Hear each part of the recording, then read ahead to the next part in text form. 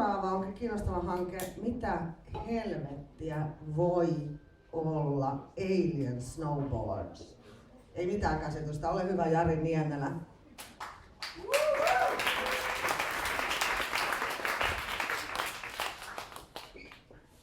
Moi.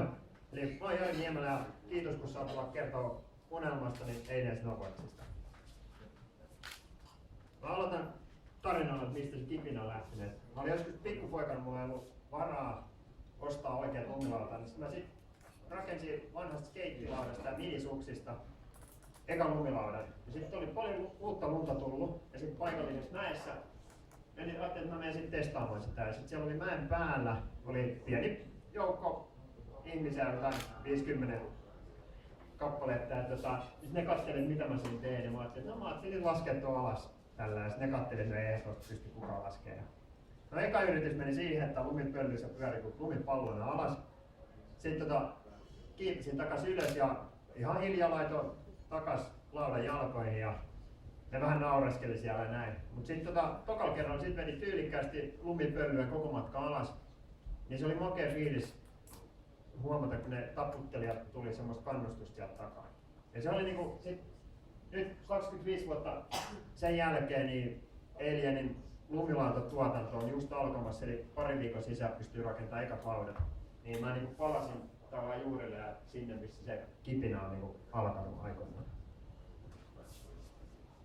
Tässä on niinku eri vaiheita vajan rakentamisesta ja tällä hetkellä tosiaan niinku pari viikkoa niin se on valmis. Pystyy tekemään ekat laudat.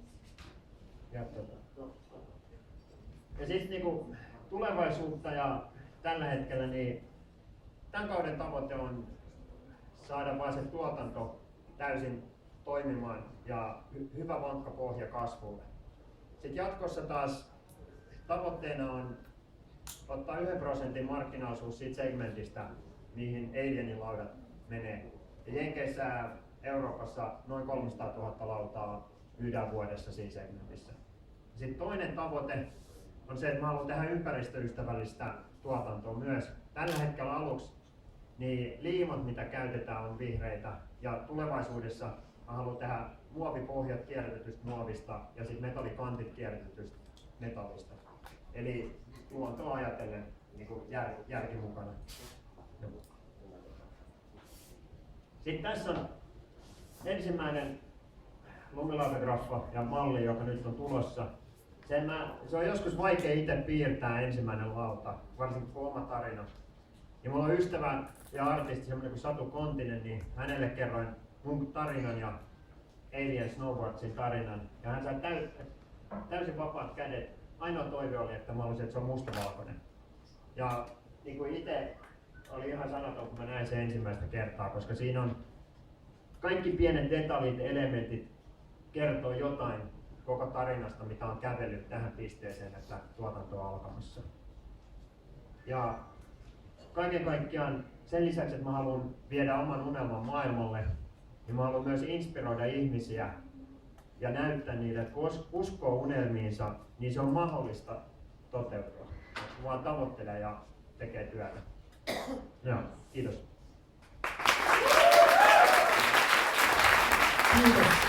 Kiitos. Alien Snowboard kuulostaa hienolta, on viimeisen päälle katuuskottava liikeidea myöskin. Onko tullut vielä siis yhtään lautaa, ymmärsinkö oikein, että ei ole vielä tullut yhtään lautaa ulos? Siis omalta pajalta ei ole, eli silloin mä oon ottanut viimeiset niin hands-on opit, itse ollut rakentamassa Kaliforniassa lautoja. Ja totta kai sieltä on niin ne, missä niin protot valmisteltiin ja viimeisteltiin. Ja niin omalta pajalta ensimmäiset tosiaan tulee 2 viikon sisällä. Ja ootko sä miettinyt joukkorahoitusta jollain tavalla tähän? Joo, totta kai. Että koska nyt se, että kun tämän kauden aikana rakentaa sen vankan pohjan sille kasvulle, niin totta kai sen kasvulle tarvii myös lisää rahaa. Eli talven ja kevään aikana se toinen tavoite on myös hakea rahoitusta sille kasvulle, eli seuraavalle kaudelle. Ja toisin kuin niin kovin monilla muilla aloittavilla yrityksillä, niin sulla on toi brändäyskin otettu näköjään vakavasti, on vyötä ja pipoa myöten, niin kuin Alien Snowboardsia. Mikä on muuten logon tarina? No, logon tarina on se, että mä joskus aikoinaan näin yhden makeen vyön ja ajattelin, että hei, mä voisin piirtää vyön. Ja silloin ei ollut logo vielä olemassa. Sitten piirtelin ja se vähän niin kuin vahingossa syntyi. Sitten huomasin, että hei hitto, että tämähän on hyvä. Ja se toimii tosi monessa paikassa. Et siitä se sitten tuli. Hienoa. Alien Snowboards löytyy myös Jokamiesluokan startupista ja tulevaisuudessa varmaan saamme jotakin kanavia myöten esimerkiksi sitä kautta tietää, mitkä on niin seuraavat askeleet, mutta annetaan isot aplodit vielä kerran. Numero oli 3. Numero 3, antakaa palautetta, mulla on sulle kysymys. Mikä tekee Alien Snowboardista muuta kuin tämä mieletön tarina, mikä sulla on omasta lapsuudesta? Millä sä vallotat sen maailman? Miksi jengi haluaa ostaa just sun lautoja? Okei, no siinä on 2 osaa. Että totta kai se tekniikka ja teknologia. Eli ensin tehdään ihan peruslautoja, mutta sitten meillä on muutama idea, jolla niinku tehdään jotain muuta, mitä muut ei ole tehnyt, muut merkit. Ja sitten toinen on se just, että haluaa tuoda takaisin, ei pelkästään Suomessa, vaan ympäri maailmaa se, että tuotetaan asioita paikallisesti, eikä lähetä sen. Totta kai bisneksessä pitää tehdä rahaa, mutta ei se, että ei lähdetä maksimoimaan sitä voittoa halpatyövoiman pohjalta, vaan että tehdään paikallisesti ja tuetaan sitä paikallista niin kuin ympyrää. Ja sitä toivoa, että niin kuin ihmiset haluaa muuttaa asenteita. Käsityö, paikallisuus, artesaani, ehdottoman tärkeitä juttuja. Jos hyvin ton osaa brändätä, niin se voi olla, että niistä tulee maailman halutuimpia. Että muualtakin ihmiset haluavat.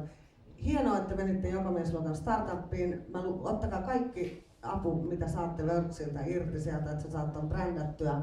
Ja sitten tuut tekemään mesenaattiin joukkorahoituskampanjan, mihin ensitään sua.